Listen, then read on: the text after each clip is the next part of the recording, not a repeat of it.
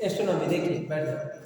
Astronomy वाले बच्चों हम लोग पढ़ते, देखिए जय ध्यान सुनिए। आज आप सब देखेंगे पृथ्वी हमारी कितनी डिग्री झुकी हुई है, अच्छे से तरफ से ये सब देखेंगे। जैसे कि मान लो बच्चों आपका पृथ्वी है, या फिर क्या पृथ्वी अर्थ है, ठीक। तो ये जो फिगर बना रहे हैं, पृथ्वी बना रहे हैं,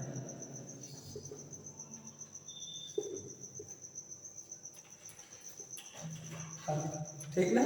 देखिए पृथ्वी पर बच्चों बता दें, जैसे पृथ्वी के बीचों बीच से जाने वाली रेखा क्या कहा था, विषुवत रेखी रेखा, विषुवत रेखी, ये विषुवत रेखा। पृथ्वी के बीचों बीच से जाने वाली रेखा क्या कहते हैं, पृथ्वी के बीचों बीच से जाने वाली रेखा विषुवत रेखा कहते हैं, ठीक ना। और देखिए बच्चों ये है तुम्हारा विषुवत रेखा, ये क्या है, विषुवत रेखा, विषुवत। क्लियर दिख रहा है, क्या दिख रहा है, दिख रहा है क्लियर, साफ दिख रहा है, ठीक है। विषुवत रेखी, विषुवत रेखा, ठीक। पृथ्वी के बीचों बीच से जाने वाली रेखा कौन सा रेखा कहते हैं, विषुवत रेखा। इंग्लिश में क्या कहते हैं बच्चों, इक्वेटर, इक्वेटर लाइन, क्लियर। उसके बाद देखिए बच्चों बता दें, पृथ्वी पे देखो दो जो ध्रुव है, दो ध्रुव है, एक ध्रुव यहाँ है बच्चों, ये आपका एक ध्रुव है, ठीक। एक ध्रुव ये है आपका, और दूसरा ध्रुव क्या है, ये है। तो पृथ्वी पर दो ध्रुव है बच्चों, इसको अगर आप मिला दोगे, इसे पोल कहते हैं, क्या कहते हैं, पोल। इसे ध्रुव कहेंगे, इंग्लिश में पोल कहेंगे, ये भी पोल है आपका, ठीक ना।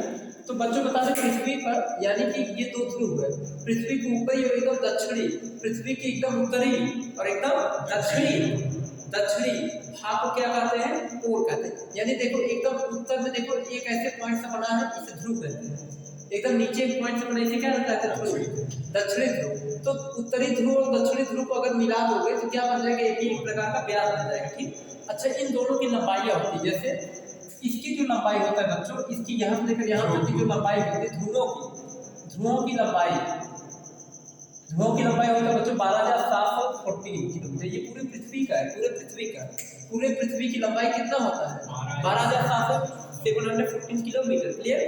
उसके बाद देखिए बच्चों, ये जो आपकी पृथ्वी है, पृथ्वी का ये कौन सा, जैसे ये तो आपका क्या है, ये आपकी पृथ्वी है, तो पृथ्वी का विषुवत रेखी व्यास की लंबाई कितना होता है, विषुवत रेखी व्यास ये होता है बच्चों 12,756 किलोमीटर होता है। कितना होता है, ये चौड़ाई है, विषुवत रेखा क्या होती है, चौड़ाई। अगर दोनों में अंतर निकालोगे, अंतर जैसे ध्रुवों, ध्रुवों और विषुवत के बीच का अंतर, विषुवत के बीच अंतर निकालोगे कितना है, जरा बताओ तो 12,756 में से घटा दो तो देखो कितना आएगा, 42 किलोमीटर, ठीक। तो यानी अंतर कितना आ गया, 42 किलोमीटर, क्लियर, समझ में आ रहा है। तो ये है बच्चों आपका, यानी कि पृथ्वी का अगर देखा जाए ध्रुवी व्यास, ध्रुवी लंबाई है 12,714 किलोमीटर, और ध्रुवी अगर इसका देखा जाए पृथ्वी का विषुवत रेखी व्यास 12,756 किलोमीटर, अंतर निकालेंगे 42 किलोमीटर। अब देखते हैं कौन कितने डिग्री पर झुका हुआ है, ठीक है। पूछा था एक बार हम लोग ना, स्कूल में कंपटीशन हो जाएगा, हां तो पूछता है जल्दी, तो बिठा लेना, ये सब चीज जानते हो, ये सब कॉमन चीजें हैं, ये सब बात को हमेशा पूछिए। जैसे देखो वीडियो बन जाए कभी भी देख सकते हैं कि नहीं। अगला देखिए क्या है, अगला हम लोग देखते हैं बच्चों, जैसे ये मान लीजिए आपकी पृथ्वी है, ये क्या है, पृथ्वी है, ठीक, क्या है, पृथ्वी। ये बच्चों आप पृथ्वी है, ठीक है, पृथ्वी, ये पृथ्वी है, ध्यान से देखिए। अब पृथ्वी कितने डिग्री पर झुकी है बच्चों, देखो पृथ्वी का ये क्या है बच्चों, ये क्या है, ये तल है, क्या है, इंग्लिश में प्लेन कहते हैं, प्लेन, ठीक ना, ये तल है। उसके बाद ध्यान से, ये क्या है, अक्ष है, क्या है, इंग्लिश में एक्सिस कहते हैं, क्लियर। अब देखो पृथ्वी कितने डिग्री झुकी है, देखो बच्चों अच्छे से देखा जाए, अच्छे से देखिए, ये पृथ्वी का झुकाव है बच्चों, ये क्या है, ये जो बना रही है बताएगा पृथ्वी कितने डिग्री झुकी है।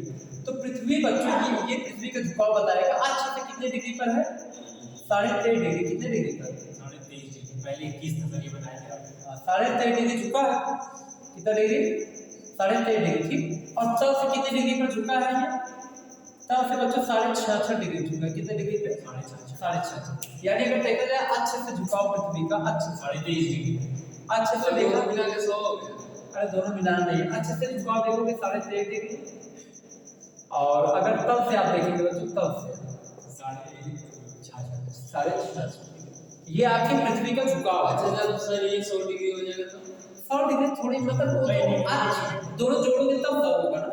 मतलब कभी 100 डिग्री में अरे 100 डिग्री कब झुकेगा पता है? जब पृथ्वी पे बहुत ज्यादा उल्कापिंड, एस्टेरॉइड, कोई बाहरी चीज बहुत ज्यादा गिरेगा पृथ्वी पे, अदर प्लैनेट से, अदर स्पेस से, अर्थ से जब पृथ्वी पे गिरेगा तब ऐसा कंडीशन बनता है। पृथ्वी पे भार कैसे बढ़ेगा? तुम्हारे द्वारा भार थोड़ी बढ़, पृथ्वी से कोई चीज काट रहे हो, खोद रहे हो, फिर कोई नया सामान बना, उससे भार थोड़ी बढ़ता है। देखा जाए जैसे हम लोग पृथ्वी से ये सब चीज निकाले कोई अनाज, उसको खाएं, फिर वो वहीं पे तो उन लोग बैलेंस रहता है। अरे पृथ्वी को कर बाहर से कुछ ना करना। जैसे स्पेस से कोई चीज गिर गया, बड़ा एस्टेरॉइड से गिर गया, मेट्रॉइड से गिर गया, बाहर से कोई चीज गिरता है तब पृथ्वी का भार बढ़ता है, यहाँ से थोड़ी कुछ होगा। ये समझ में आ रहा है? तो पृथ्वी का अच्छे से झुकाव 23.5 डिग्री तब से झुकाव 66 डिग्री। कोई दिक्कत समझ में आ रहा है कि नहीं? एकदम क्लियर हो गया। अब एक चीज और भी देखते हैं, पृथ्वी का घूर्णन से क्या अंतर होता है और परिक्रमण से क्या होता है, उसको देखते हैं। ये क्लियर हो गया आपको? आज इसके बारे में नया चीज बताएंगे घूर्णन से, वो तो मालूम आपको। देखिए इधर बहुत ध्यान से देखो, पृथ्वी का घूर्णन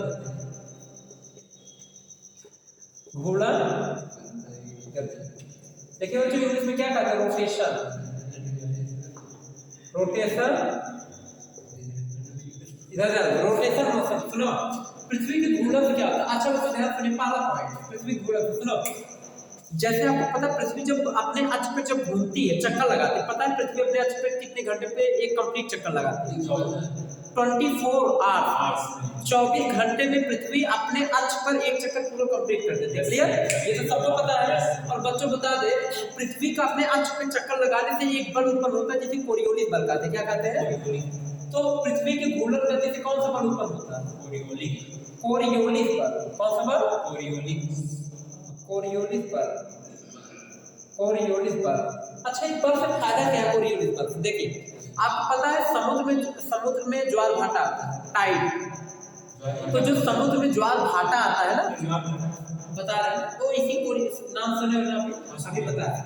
देखो समुद्र में जो ज्वार भाटा आता है वो इसी कोरियोलिस बल के नाते ही आता है। क्यों कोरियोलिस बल तब लगता है जब पृथ्वी अपने एक्सिस पे गति कर रहा है, इसी से कोरियोलिस बल उत्पन्न होता है जो समुद्र की लहरों पर लगता है। अच्छा कोरियोलिस बल का काम क्या है?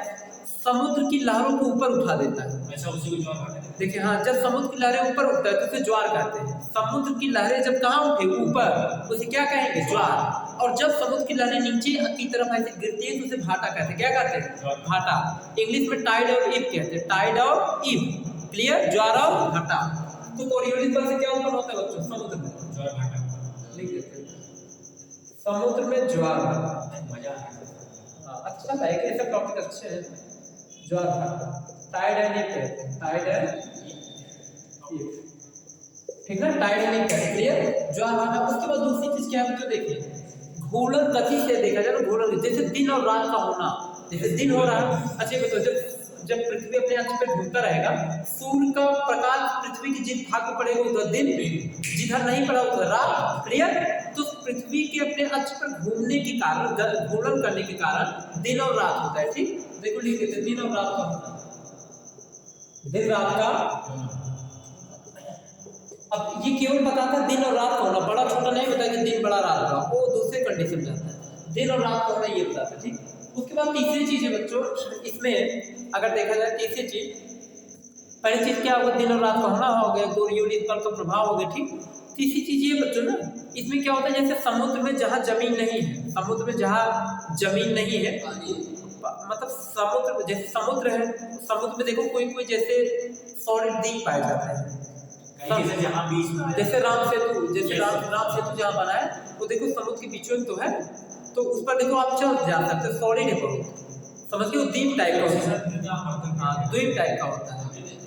तो बता दें कि देखिए, तो जहाँ समुद्र में जहाँ पे मतलब इस टाइप का सॉलिड पदार्थ नहीं पाया, जहाँ जमीन नहीं पाया जाता उधर, तो वहाँ की जो लहरें होती है ना, लहरें वहाँ पे लहरें बहुत तेज फ्लो करती है, ठीक।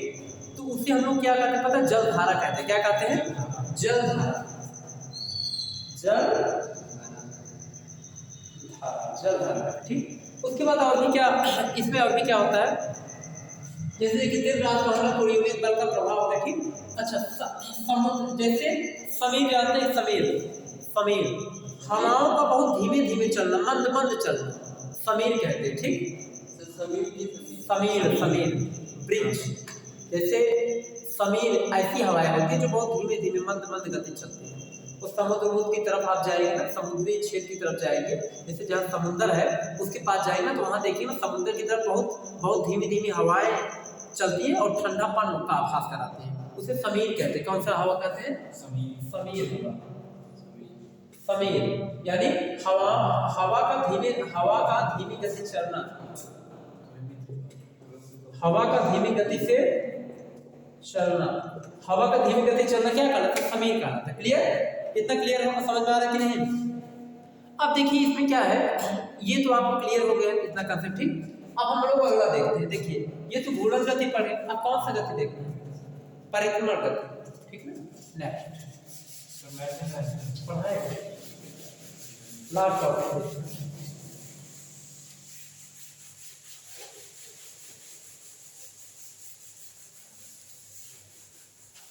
अगला देखिए पृथ्वी का परिक्रमण,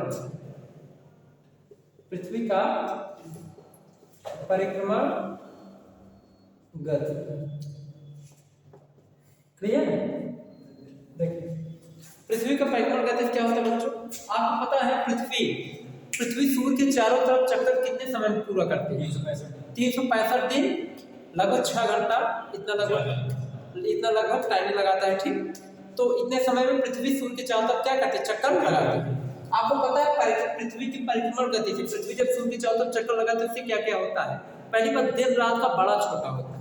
जैसे दिन रात बड़ा छोटा होता है, दिन रात का बड़ा छोटा होता है। अगर आपको कोई क्वेश्चन दे दिन रात का बड़ा छोटा होना किस पर डिपेंड करता है? पृथ्वी की परिक्रमण गति पर डिपेंड करता है, घूर्णन पे नहीं। घूर्णन पे तो दिन रात का होना डिपेंड करता है, ठीक। दूसरा बच्चों मौसम का बदलना, ठंडी गर्मी, देखिए ठंडी गर्मी बरसात ये सब मौसम है। तो मौसम का जो बदलाव होता है वो किससे होता है?